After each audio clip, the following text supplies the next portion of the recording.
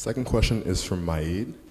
Maid asks, what is your plan to protect the First Amendment rights of students to speak their mind without fear of retribution from the government? Again, we're going to have to go to the courts and we're going to have to win elections. I am a senior member of the Education Labor Committee and I'm a senior member of the Higher Education and Workforce Subcommittee. I think I'm a second senior on that now. So all of these things that's happening to higher education, we've got to push back. Since I just tease you about where you're going to school, I'm proud of Harvard for standing up. We've got to have more higher institutions to stand up. Now, the whole point, since we're in a middle school, of education is open people up, to let people be able to think for themselves.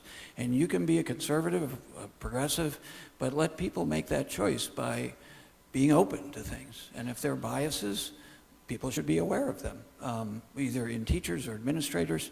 But I think sometimes people think, some of my conservative friends, I mean, you can go to James Madison University, for instance. That's very well known but for being funded by the Koch network folks.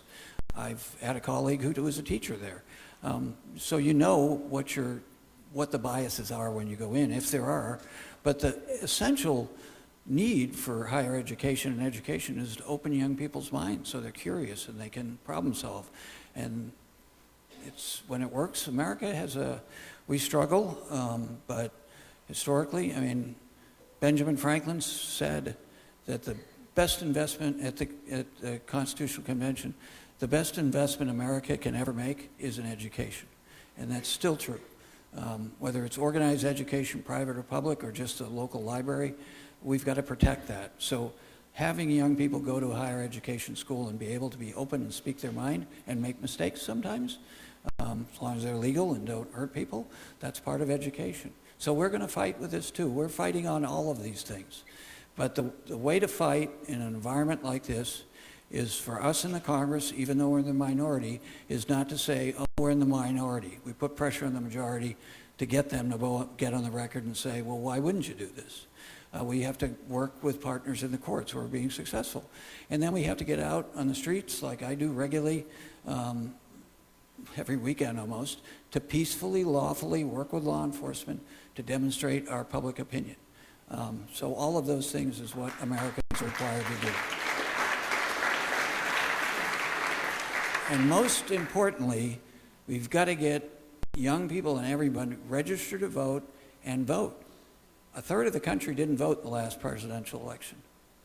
So that's not a functioning democracy. Our numbers were going the other way. And when you look at other democracies, they have higher participation rates.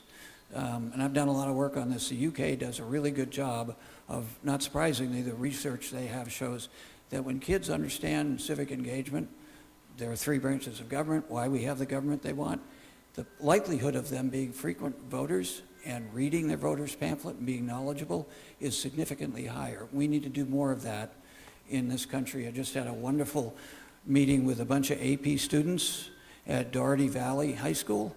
Oh my God, those kids are so smart. But the principal and the teachers and I were talking about afterwards, let's create a model here in Contra Costa about how do you get young people more engaged in government so that they know when they turn 18 what their responsibilities are. I mean, people have died for the right to vote. People have gotten beaten up for the right to vote.